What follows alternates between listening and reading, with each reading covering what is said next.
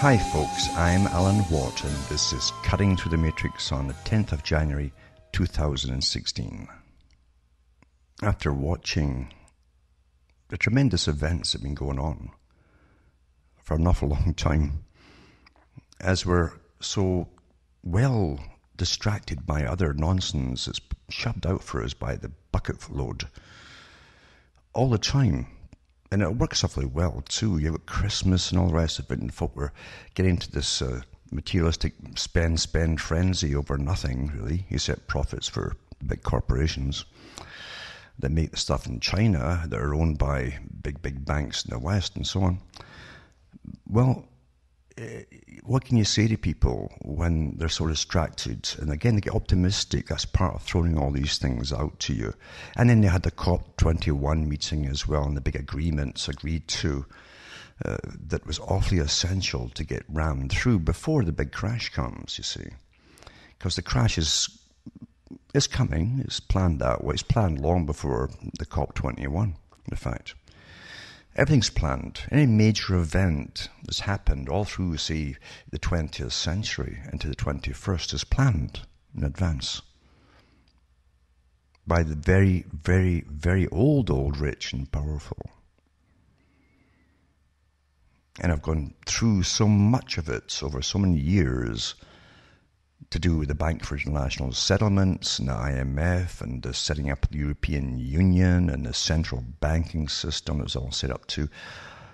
Who set it up? I've been through all. Go into the archives again at cuttingthroughthematrix.com and do work, because literally where we're going from here right now is the next step off the agenda. I knew they'd have to wait until they signed or had this agreement signed. It's not a treaty, it's agreement, it's COP21, which can bypass all elected governments, basically. That's why they do it this way, especially in the US. It doesn't have to go through the Congress or the Senate. Whereas treaties do, you see, are supposed to go through. But again, everything's changed in the US too over many, many years until any idea of running by law in a written law has been utterly demolished long ago. But anyway, you're living through a formulaic system, I should say. All planned like any big business plan a long time ago. And never forget that by using war and using the debt that gets created during war to the big bankers who fund all sides of everything, including all the so-called radical sides of everything through their foundations, then remember too that part of warfare, of a type of war, which is just as effective, believe you me, if not even better than the physical war, is economic warfare. You get everything done by changing economies, crashing economies, and then bringing in your solutions, which you'd planned before you crashed them, you see. That's how it's done. That's how the private group, Royal Institute for International Affairs, was the branches of Council on Foreign Relations, and it's different foreign affairs branches across the world, running governments and everything else. So you don't elect them, they're a private group, who also are totally intertwined with the top international financiers. Always were. Then they were all planned out, this whole darn future you're going through, and they brought in their bank, private bank, the Bank for International Settlements, and their private IMF, and so on, to run the whole world in a global system. Which is pretty well here, folks, isn't it? You're watching Europe being the last bits of any pretense of having independent nations totally demolished by flooding the countries with non-European peoples, masses of them at once. In Britain, that was going on for a long time, actually, since Harold Wilson's days. So it's been going on, looking at a big plan, of course. And now, of course, this time for the financial system to go bust, you see, or appear to go bust for you lot, because you're all going to get fleeced with it. It's all signed into law that the banks can simply grab any money you have and it's theirs. Your governments that work for these private organizations and take their orders from them. They're totally infiltrated. In fact, they've always been infiltrated, and every top prime minister and president for 100 years has been a member of this private selective group. So it doesn't matter who you vote for, are on board with this, of course. They've legalized banks being able to rob you of anything that you have. And don't think for a second they've left the so-called bank's insurance on your account safe. No, that's gone as well. Thousands of pages written on it. And it's such a massive topic that I can't go through it all naturally. It's so massive. The whole history of it is so massive. I can't do it in an hour. But what I'm going to give you are some of the big meetings that have been going on for a few years, getting it all prepared when they knew they'd crash the economy. But again, they had to get all the other agreements through first, and that's the last one to do, was the COP21. Because now you get taxed as well as crashed into austerity. And they want that too, to bring in their true world governmental system, which they, of course, own and create. And they'll bring in and show you at the right time to get us out of the mess we're in, you see, that we cause ourselves by being frivolous, not etc., etc. It's always your fault, you see. Always blame the victim. That's what abusers always do. It's a long history to it. I've gone through it before on talks, and you have to go through the archive section, cuttingthroughmatrix.com. Don't forget, too, you can always drop $1 or so my way when you use these, if you have any decency at all, because there's so many folk using them, and they never give me any, basically, thanks for anything. They don't even mention your name, and never mind send you a penny or two to keep you going. But that's the nature of humanity, and that's why we're so easily ran like herds of sheep, you see, because of corruption that is fostered, and now you have a corrupt culture as well as corrupt politicians, and so on and so on.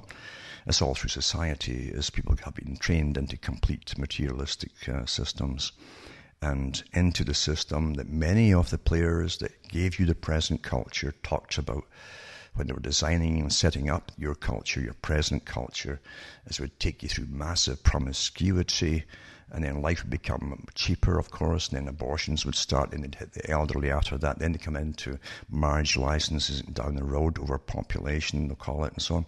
And so, can you actually get married or not? Do they need you to get married? Do you have the right to have a child? All the big players that planned the whole culture, including the takedown of the old system of culture, were quite open about it in their books, many, many books. And it's been taught in universities for years, because universities recruit the next generation of world-type managers, you see, in all kind of spheres. The ones that come out with all their wonderful books in psychology and give you your new reality, which is fake again. It cripples you and makes you unable to see the bigger picture. But that's how well we're managed. We're awfully well managed. And in the media, of course, during the present time, since COP21, I've been on about, oh my God, the wars across here, wars across there, massive rapes in the Middle East, like they wouldn't know that would happen. And all this kind of stuff to keep you distracted and emotional and angry. In the US, I've got at the same time the big circus going. Need a really big circus, as I've said before, this time in US politics, because people are so fed up with politics and politicians, because they never make anything better for the general population. I mean the general population. They're supposed to do it for the majority. Now they've been concentrating on the so-called minority for years, which and all different kinds of minorities. They're actually raking the bottom of the barrel right now, trying to find even more minorities to make you think they're still democratic. But that's nothing to do with democracy, because democracy is supposed to be the majority are looked after and minorities get the right to be heard. That's all. They don't get put in charge of ruling the majority. But again, everything's upside down in a topsy-turvy world of total manipulation and control, which we really, really are under. I've been through the educational system so many times, and the guys behind your present educational system, what they were involved with, who financially backed them, set them up, promoted them, landed them the big jobs to give you again the culture creation industry, including the one that give you through schooling in universities. These same big boys that decided that they were going to bring in this total ownership of the planet, basically, have been on the go openly since the late 1800s, or the latter part of the 1800s, openly. And what they always said what their goals would be. They also completely believe that you're too stupid to manage yourselves, and they're right enough, because we believe everything we're told. We're taught and trained to be awfully naive. We're taught and trained to parrot off today's talking point that's given out to you by the media, whatever emotive topic it is. We're given the things to take their fear away, like giving you the little cutesy stories about pets and things, or someone finds someone who's homeless and gives them a helping. Like they keep you going, thinking, oh, here's for the hope. Makes you feel a bit better. There's hope. There's some humanity left. We're played so perfectly well. Perfectly well. You see? But always distracted from any fact. And facts now, of course, are getting scarcer to find. You'll get topics or headlines, but you have to know what the topics mean. That's what's getting harder to find. What their titles, etc., actually mean. To understand them. It's not meant that you understand them. It's meant that you be familiar with terms that are floated out there, but not understand. They don't want you to understand them. If you understand them, you might get rather ticked off about it. And individuals, that's the key to everything, might demand that all be stopped or changed or something else. But instead, of course, they think they'll wait for the one to come along and tell them what to do. Once in a blue moon, I get someone prattling on, saying, well, you give us all this bad news. Well, it's not my fault it's all bad news. That's the real news. When in your lifetime can you think of it really was pretty good in society? Huh? Or you look back to old movies from the 50s and things, and that's fiction, folks. That was fiction. You've been sold out and sold out and sold out with the political party one after another, because they all work for the one big master at the top. All of them are hand-picked at the top. But you fall for it. Okay, we'll vote the other party in this time, you see. And then, bingo, what changes? Nothing. Same wars, same debt creation to pay for the wars, same fallout from the wars, and so same thing. Yeah. But it stops you doing anything about it. Well, we can vote that lot out and give someone new a chance that might do something right. When have you noticed they've ever done anything right? They can't do anything right for the majority of the public, because what's happening is secretive and it's covertly run by a power that's been here for a long time. They have their big meetings, secret meetings. They have them in Switzerland and all over the place, and it isn't just the Bilderberg group, folks. I've read some of their reports from little pathetic, they're not even interviews, occasionally allowed for the public, like the Bank for International Settlements. These bankers meet once a month or so and sip their brandy, but they don't tell you what they're really up to, you see. And you don't vote for any of them. So again, I can only tell you what's happening. What you do with information is for yourself. You see, you, as I said way back years ago in the 90s, you are your own champion. Don't expect anybody else to do it for you or make decisions that are going to affect yourself in any possible way. You got to do it yourself. Here's the bad news. What can you do personally to try and alleviate some of the fallout on you? Things like that. If you set up an organization before you know it, the same one organization will be funding and running you. And you won't even know it. Because that's how we've been run for well over 100 years. And I mean, it's a vast operation, folks. Vast operation. This whole Patriot business is a massive business for those who are in it. Not for me. Because I'm not selling it now. I'm not selling you all the kind of junk things and so on to sell. To get awfully wealthy. They'd fall apart if there was no Patriot business. But it distracts you and doesn't go into anything concrete. And they don't stay in the topics that matter. They're into emotive topics that matter, keeping you up and down like a yo-yo. And you tune in every day because you're terrified you're going to miss something of vital, life-saving importance, you see. Fear is awfully addictive because you've given over your right to think for yourself to someone else. Now, all the things I give you are checkable. At least you can check them out for yourself. You can validate them. And that's all I can give you, basically. What you do is up to you. But don't look for any mass movement on anything. It's not going to happen. Not in 100 years. Back in the 90s, I heard, and I've mentioned this before, and it was awfully interesting. It was an elderly lady phoned up, a show I eventually went on to, or at least a group I went on to, and she said to the guy who owned the whole kit and caboodle, she said, I've been listening to Patriot Radio for 50-odd years. This is way back, you remember. And she said, I've never seen any movement through any Patriot-created radio or anything change a darn thing in the globalist plans. And guess what? Nothing's changed. Nothing's changed.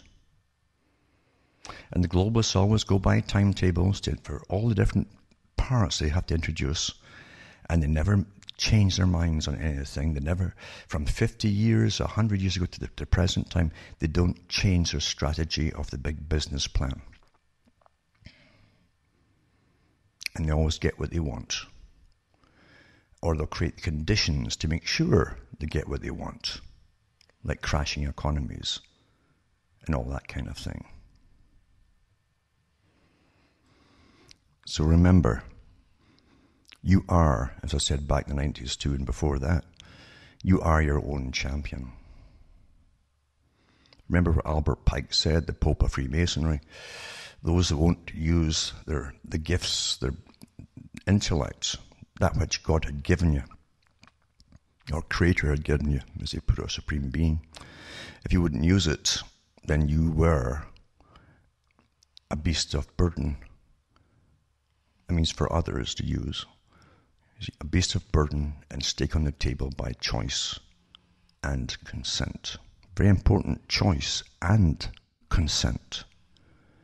You consent to everything that comes down the pike.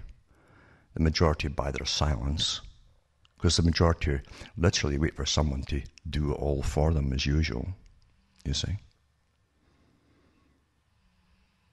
Where those are meant to change society are supplied with their leaders and heavily funded by big bankers.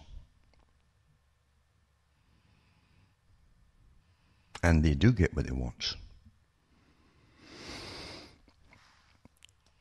So once again, I'll say for the last time, use cuttingthroughmatrix.com because you have to get some background on a lot of this before you can accept what I'm going to talk about tonight.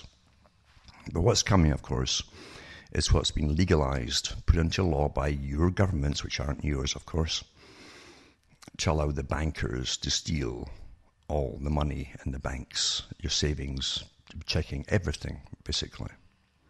That's what it is, to legally plunder you. And they call them bail-ins, bail-in, you see.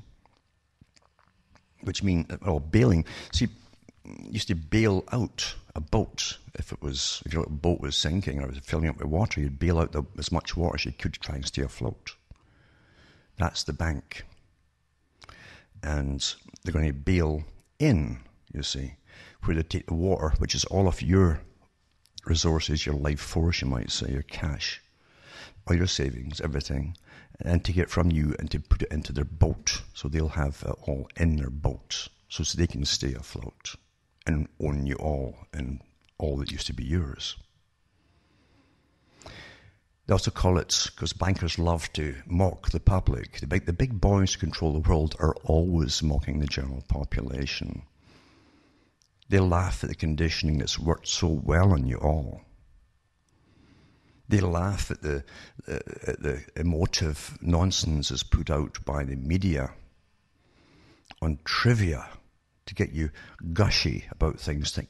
They laugh at the sentimentality of the made-up stories they give you to make you feel a bit happier about things. Because the boys at the top are vicious and cunning. And they call the bail-ins haircuts. Haircut. Why do they call it a haircut? Well, see, the term they used in the past when banks traditionally, in total basically, all did it at once generally, because they're all connected by the same massive bankers at the top. They plundered the public generally twice a century. They've had a great run through the 20th one. They've had it even more, and into this century too. In 2008, of course, you had the unforeseen massive plunder that was obviously set up in advance for years, so they could steal and steal and steal. And they ran the whole real estate market too by constantly buying up piles of houses en masse, basically, through corporations. They've got massive corporations dealing with housing. And then flipping them from one bank to the next as collateral, upping the prices until the darn, stick houses that we live in, and most folk live in America and Canada, are worth fortunes, like castles almost. And then they always burst the bubble eventually. And then the scramble to find out who the original owner really is, because they flip them so fast they don't bother doing any paperwork. And you said so quickly they can't even fill the paperwork in. And so you end up with thousands and thousands of people losing their homes, maybe millions, in different countries, in the US especially. And they had tent cities set up for these poor characters who lost everything. And then the government's told the banks, well, you just hold on to these properties because we can't find out who really originally owned them. And then the banks wait up to you, and then they start quietly selling them off again. That's the system you're living in. It's utterly corrupt. And it's always been that way, though. It's always been that way. The powerful have always ruled in any system, including the communist system. And you're always suckered to go along with it in one way or forced. It doesn't matter, one way or another.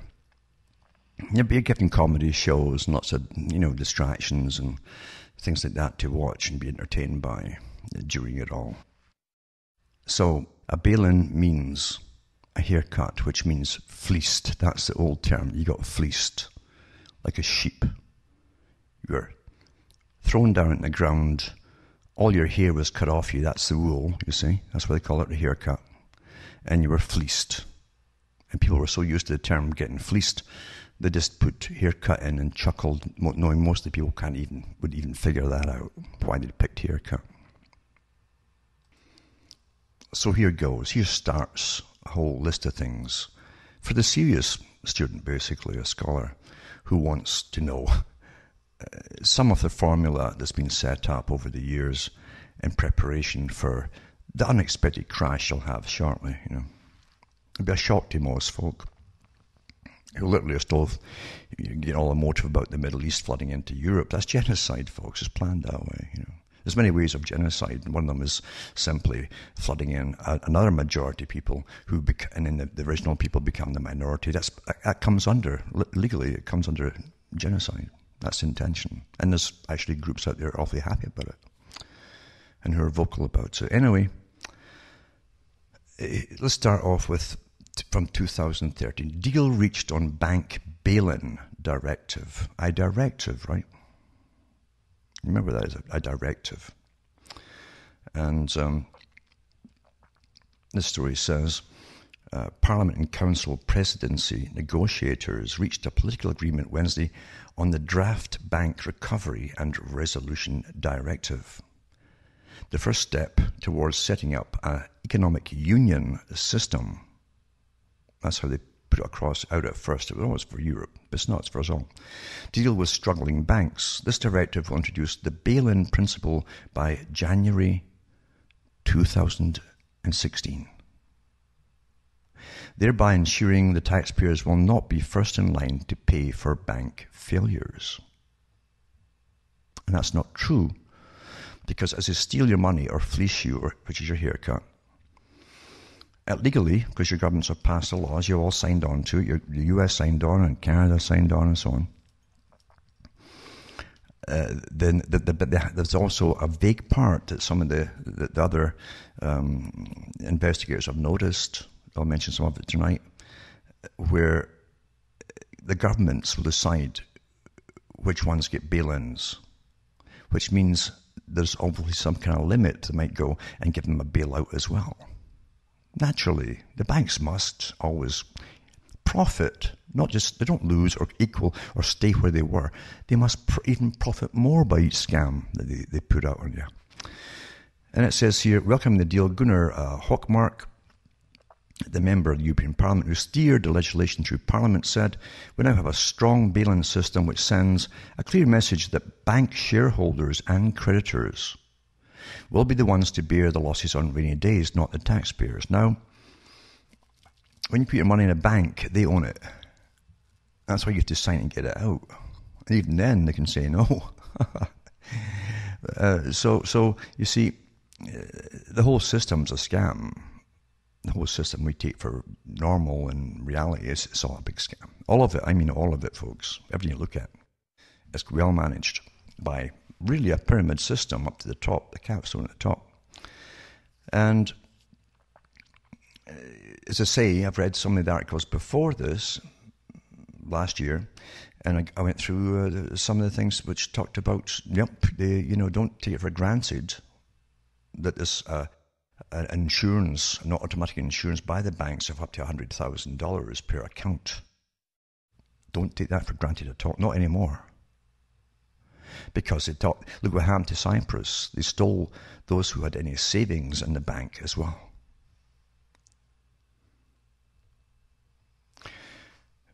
Billions in cash. They stole it all. Legally. The directive establishes a bail-in system which ensures that taxpayers will last night to pay the bills, blah, blah, blah. The bail-in tool set out in the directive would require shareholders and bondholders to take the first big hits. Bondholders and shareholders. Now, shareholders, you can take that and really put it through the legalese system and decipher that the way you want. It says, that says take the first big hits, right? Unsecured depositors over €100,000 would be affected last, in many cases even after the Bank Finance Resolution Fund and the National Deposit Guarantee Fund in the country where it's located have stepped in to help stabilize the bank. So here again, you got a Bank Finance Resolution Fund and National Deposit Guarantee Fund. So they also use the tax money to help the banks, I say.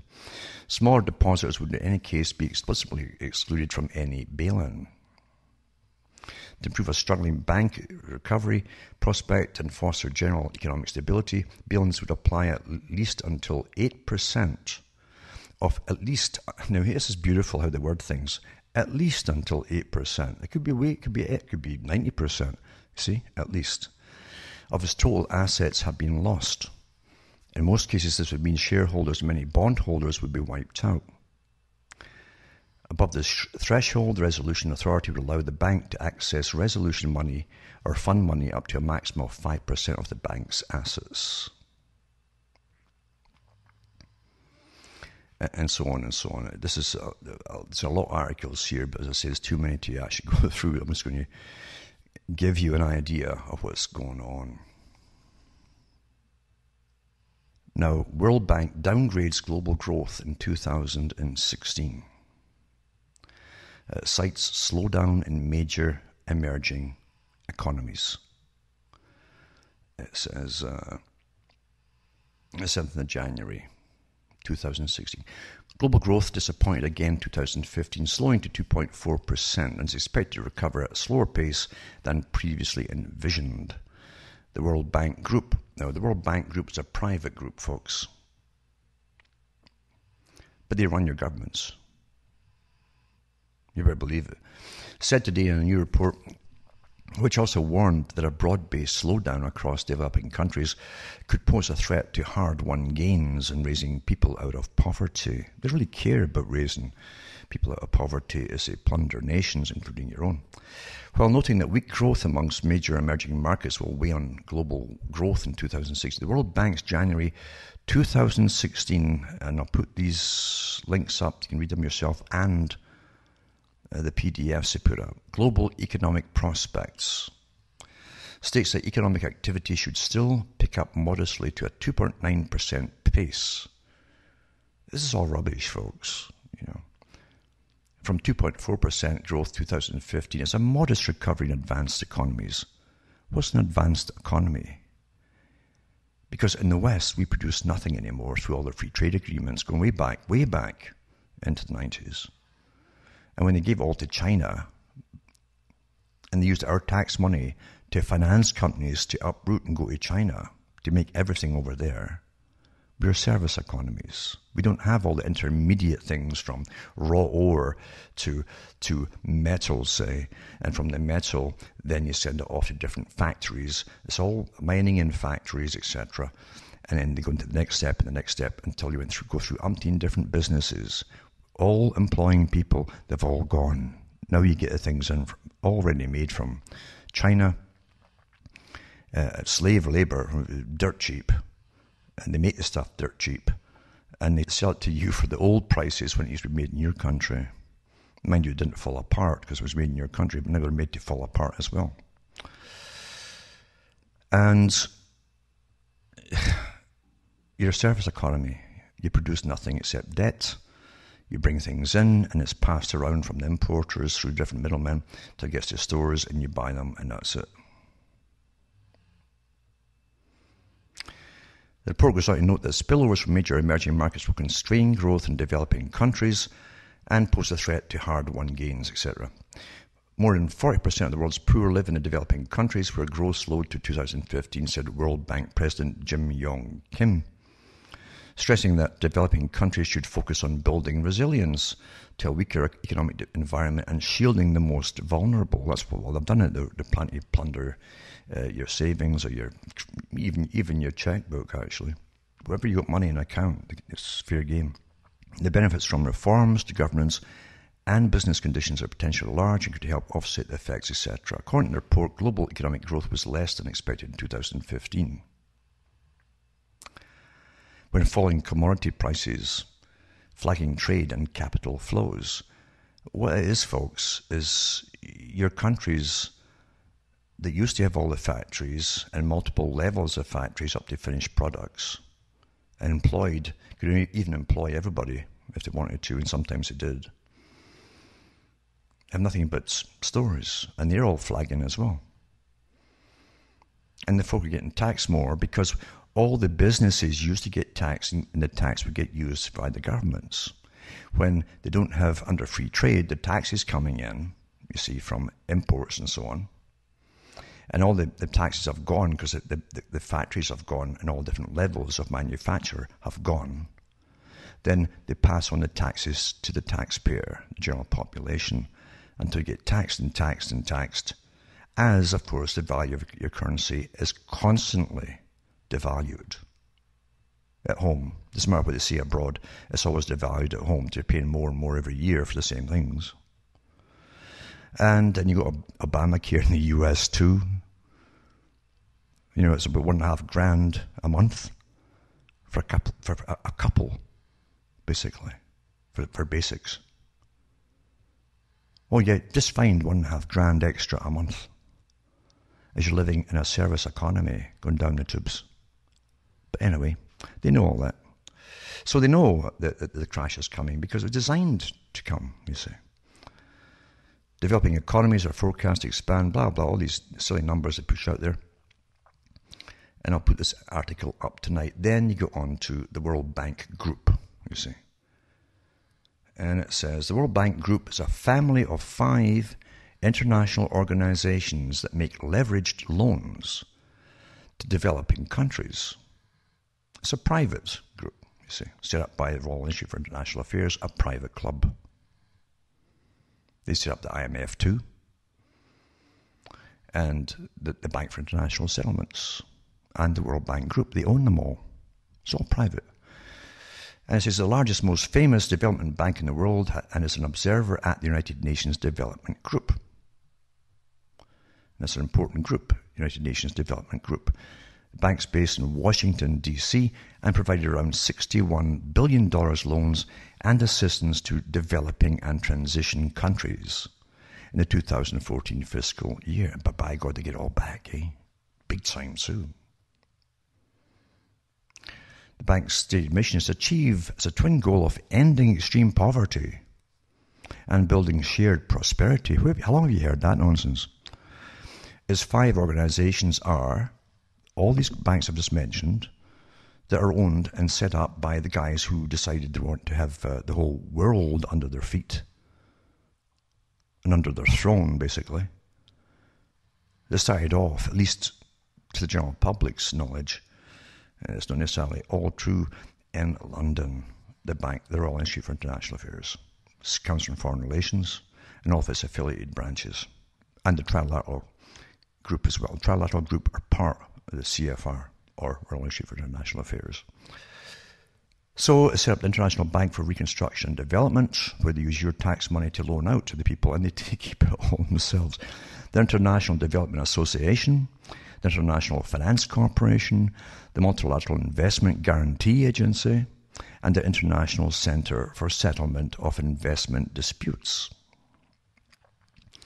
The World Bank's, and they mentioned that the IBRD and IDA's activities focus on developing countries and so on. Now, when they talk about governance, they mean the private corporations, which they are and they own, most of the big corporations, talk about governance, because they govern the countries now, including your own. And it goes on about different memberships of who's in it, etc., etc., etc. I'll put that up as well. And I'll put up this one. It's from, again, the International Bank for Reconstruction and Development, the World Bank. I love how they word things. This work is a product of the staff of the World Bank with external contributions. See, the country, they take the money off you. You see? Your nations give them cash. They lend it out at massive interest, you see. And they control the interest and everything else. They might give some back to the country that they borrowed it from, or they got it from you. This little, sometimes it's just a gift from you, you see. And it says, in the wording, the findings, interpretations, and conclusions expressed in this work do not necessarily reflect the views of the World Bank. That's a standard disclaimer put out by the CFR, Council on Foreign Relations, Royal Institute for International Affairs. It says, or its board of executive directors, or the government they represent. The World Bank does not guarantee the accuracy of the data included in this work. The boundaries, colours, denominations, and other information shown map in this work do not imply any judgment on the part of the World Bank concerning the legal status of any territory or the endorsement or acceptance of such boundaries. Nothing herein shall constitute or be considered to be a limitation upon or waiver of the privileges and immunities of the World Bank. They're completely immune from everything that they cause. This is all of which are specifically reserved, you see. And that's how they draft up your bail-in policies for the world, through the Bank for International Settlements and this one as well, etc. Nothing herein shall constitute or be considered to be a limitation upon or waiver of the privileges and immunities of the World Bank, all of which are reserved. And I'll put the link up for this one. It's a long PDF and you can go through it too, but it's got a lot of interesting information. You've got to get a hold of it and slog your way through it if you're really interested. Or you can go back to worrying about all the women who are getting raped over in Europe and Scandinavia. That was known before they brought them in, the way to do all that. And things like that, you see. It's quite interesting, as I say, to realize what they've been up to, because we're run by these big bankers, this big group at the top of various kind of bankers, you see. And I see the World Bank as well. I'll put that one up as well for you to go through. Now, everybody has heard about George Soros, the guy who should have been put in prison years ago for crashing economies by his techniques of getting a few of his pals together, as he boasted in one of the British papers, and to help sink the cash and betting on the sinking of the cash or the value of the currency of the country and raking in a lot of money off the profits of it. And guess what? They don't change the laws because his pals own the whole system, you see, of finance. That's why they don't change laws and allow them to do it. It says, global markets are facing a crisis. Investors need to be very cautious. Billionaire George Soros told an economic forum in Sri Lanka Thursday. China is struggling to find a new growth model, and its currency devaluation is transferring problems to the rest of the world. That's not just what's causing it. You're in a state of massive overproduction and massive taxation of the nations involved. That's what's doing it. And the bankers constantly devaluing your money until you need more and more of it to even get the basic essentials. When you can't do that, you don't buy anything you don't really need. Anyway, it says a return to positive interest rates is a challenge for the developing world, he said, adding the current environment has similarities to 2008. Of course it is, because him and his pals helped create it all. Global currencies, stock and commodity markets are under fire in the first week of the new year with a sinking yuan, that's a currency, China, adding to concern about the strength of the Chinese economy and so on. China has a major adjustment problem, Soros said. Well, they will, because they're adjusting the fact that they're also dominated by the same folk through financial chronology that already manage the world, basically. And he's warned of a 2008 catastrophe before, blah, blah, blah. Soros, whose hedge fund firm gained about 20% a year on average from 1969 to 2011, has a net worth of about $27.3 billion. According to his pal Bloomberg. Began his career in New York City in the 1950s and gained a reputation for his investment prowess in 1992 by netting $1 billion with a bet that the UK would be forced, because he and his pals, it was a half page in the British papers about it, he boasted about it in an interview, how he did it, to devalue the pound. He should have been put in prison right then. Remember too, they've omitted the fact here, the guy was kicked out of Europe, because of what he was doing during World War II. He fled Europe too. Who took him in? Britain took him in. They paid for his education. They paid to put him through university. And that's how he thanks the folks, by plundering them. Anyway, I'll put this link up too for those who want to go through it. Economic growth will disappoint again in 2016, warns IMF's Christine Lagarde. They should call her Lagarde, you know. Because again, another appointee, she doesn't pay any taxes herself, doesn't have to when you belong to these private institutions that run the world, like the International Monetary Fund. And she says here, the world's a stuttering economy, or economic recovery. They keep saying recovery. Who's kidding who? How could a service economy recover? when you produce nothing. You might be lucky you produce some raw material to ship off to China. That's about it. So it'll continue to disappoint next year, the head of the IMF has warned. And raising the US interest rates, a Chinese slowdown and disappointing world trade will all weigh on growth prospects in 2016. The IMF estimates the global economy will expand by 3.6% next year, but Ms. Lagarde's writing in German Business Daily said growth would be disappointing and uneven. No, it was always uneven, especially the profit growth, because it ends up, well, in the hands of the IMF that she works for and things like that, you know. And I'll put up the link to the International Monetary Fund, what it is. And it says, the International Monetary Fund is an international organization headquartered in Washington, D.C., of 188 countries.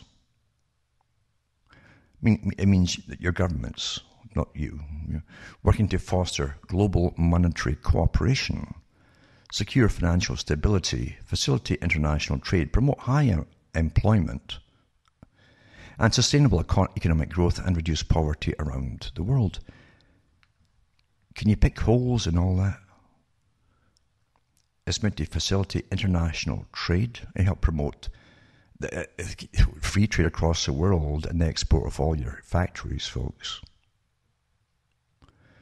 Promote high employment, and with the factories going, you've got nothing but unemployment and part-time jobs in service economies. And sustainable economic growth. When have you ever had growth that you can imagine?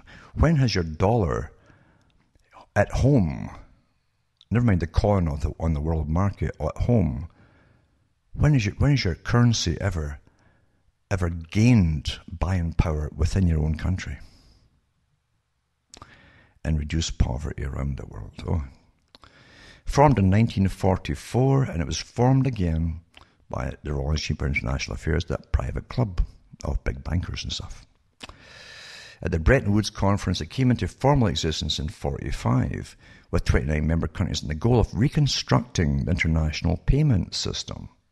Because of the war, you see. They knew after World War II, they'd be a massive killing again through getting all the countries to pay up for all. Countries contribute funds to a pool through a quota system from which countries are experiencing balance of payments difficulties can borrow money. See? As of 2010, the fund had XDR 476.8 billion, about $755.7 billion at then current exchange rate. So that's what they have, this private institution that's there to profit as you get poorer and poorer. Through the fund and other activities such as statistics keeping and analysis, surveillance of members' economies, and demand for self-correcting policies, it means they run the governments, you see. The IMF works to improve the economies of its member countries. Now, the IMF it's also called the Bankers' Bank because it runs the central banks, the private. It's all the same crew that own them all, including your central banks. They're all private. The big private club. The organization's objectives stated in the Article of Agreement are to promote international monetary cooperation, international trade, high employment, exchange rate stability, sustainable economic growth, and making resources available to member countries in financial difficulty. Beautiful, isn't it? So as the bankers decide to screw another nation instead of yours for a change, they'll then come to you to get the cash to bail out their country that they've just screwed.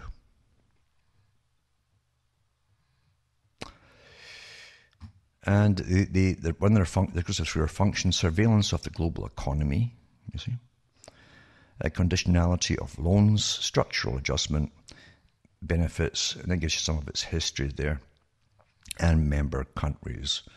Board governors, executive board, managing directors, their voting power, their quota systems, developing countries, blah, blah, overcoming borrower-creditor divide, an exceptional access framework, sovereign debt, and all the rest of it.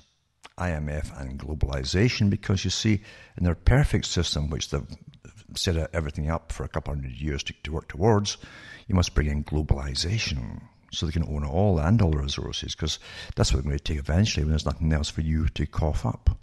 It's all the resources of your nation, you see. Also, I'll put up this article here. John Ivison, Stephen Polo's outlook stays sunny while Canadian economy veers close to the rocks, it says here. So he, I guess, is the Bank of Canada, the new guy. The last one, of course, was sent over to be the Bank of England's director. And mind you, the last one had to ultimately do their work in Goldman Sachs, the banker to the world. I don't know about this one, but probably something similar. It says, Thursday morning, Stephen Positive declared himself optimistic about the future, despite the deluge of bad news raining down on the Canadian economy. Overall, we can still be positive about the future, he said after delivering a breakfast speech in Ottawa. What remains to be seen is whether he is prudent optimist who is taking his raincoat, or whether he and the rest of us are destined for another good soaking. And it goes through about his observations about the fallout of unpredictable economic events and so on.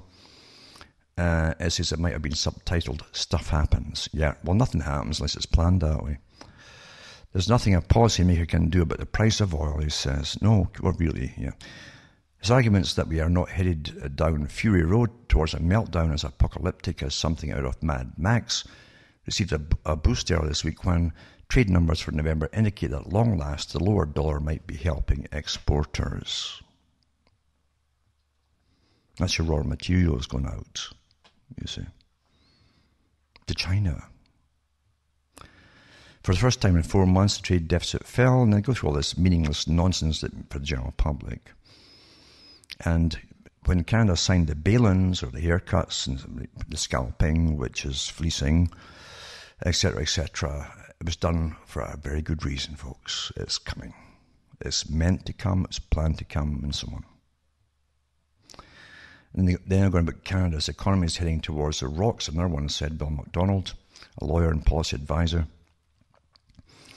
It says Canada's economy is heading towards the rocks. Consumer spending and foreign borrowing to cover it are the major culprits, he wrote in the Globe and Mail. He believes the Bank of Canada must follow the US Federal Reserve and raise interest rates to lower household debt and foreign borrowing. You see. And then go back to Canada's terms of trade. It's fallen since 2014 due to the decline in prices for oil, etc., etc. I think too Obama cancelled the tar sands oil as well, because I mean he just do what Warren Buffett was telling him, because he wants all the business there. Anyway, I'll put this link up as well too. And then Moody.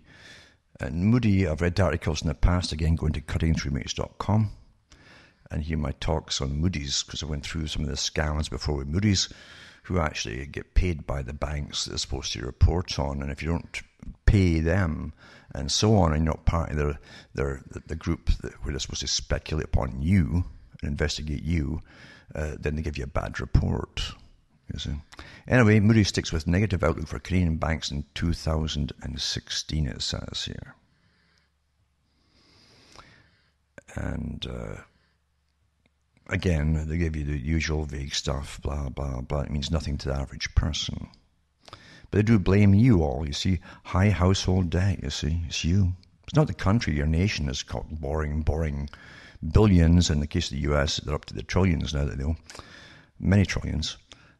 No, it's you. It's you with your household debt and your credit card balances that they threw at you by the bucketful back in the 80s to keep the economy going, because otherwise, when your jobs were all getting vanishing, and in the 90s, they upped again until even children were getting sent to them by mistake, they exclaimed by mistake, to keep the economy going. Because when you keep buying little things and paying it up a little bit and getting by or balancing 2 or 3 credit cards, it's not as bad as it would be if you didn't even have those credit cards. You have to say to yourself, what the heck has happened? That was all planned that way. All planned that way, folks. But now they're blaming you all for using them, you see. It's always your fault. And it says, a deteriorating economy, of course. In Canada, the possibility that the federal government will create a so-called bail-in regime was done to protect the taxpayers if banks fail. Although this marks the third consecutive year that Moody's has issued a negative outlook for the banks, this stands out for its focus on asset risk, as the economy feels the impact of continuing low commodity prices, etc., etc. And so on it goes. And there again, here it tells folks who to invest with, what banks to put their money in. And this is what they did the previous time when the bank crashes all happened. And of course, it was kind of wrong then too. Anyway, it has awarded the big banks some of its top credit ratings. The baseline credit assumption for the Toronto Dominion Bank is just 3 notches from the highest quality debt. Quality debt, there you go. Bank of Nova Scotia is a notch below TD, followed by another notch down by Canadian Imperial Bank of Commerce Bank of Montreal, the Bank of Montreal, I should say, and the Royal Bank of Canada. In other words, the negative outlook is applied to a relatively high level for the sector overall, and at a time when many of the big banks have been making efforts to diversify beyond the Canadian economy. Part of the reason you crashed the last time is it diversified across the rest of the world. It was all falling apart, for those who can remember. I do. Yeah. And Scotia Bank has been adding financial assets in Latin America. Bank in Montreal acquired GE Capital's Transportation Finance Unit, and RBC completed its $5 billion U.S. acquisition of Los Angeles-based City National Core in November. But again, there's always a little caution. Noted that the diversification is not necessarily a good move for bondholders, because they're bail-ins, and therefore credit ratings, because it risks diluting the bank's strong Canadian-based personal and commercial operations that generate the bulk of their profits. He calls the Canadian bank an oligopoly. It's very positive, he says, being Canadian bank. I like to bank with the same banks that Soros and the boys bank with, wouldn't you? You know, or Rothschild, but they have their own private bank in Switzerland, don't they, Rothschild? That won't crash. You know, it's amazing how the time just vanishes, evaporates, doesn't it? I've only scratched the surface here. And all the setups that have been done already to set you up, you see. Because when these things are put into law, which they have been done, then they're going to use them. When exactly, I don't know, but they're going to use them. And there will be a plan of when to use them. But of course, it'll be put across to the public as a complete surprise. When one big bank will fail, again, surprisingly, and the rest of them are so tied in with them, they're born from each other, and etc., they'll all go down. Teeter-totter. That's a start for you folks, and I'll put up the articles and the links for PDFs and so on. And for the serious student, you should really keep them for future use. Then you'll know when it all happens, what actually did happen and why it happens. Remember, folks, buy the books and discs at cuttingthroughmatrix.com. You can donate as well, help me out. And you'll see how to do it on the websites. From Hamish myself from Ontario, Canada, it's good night. May your God or your gods go with you.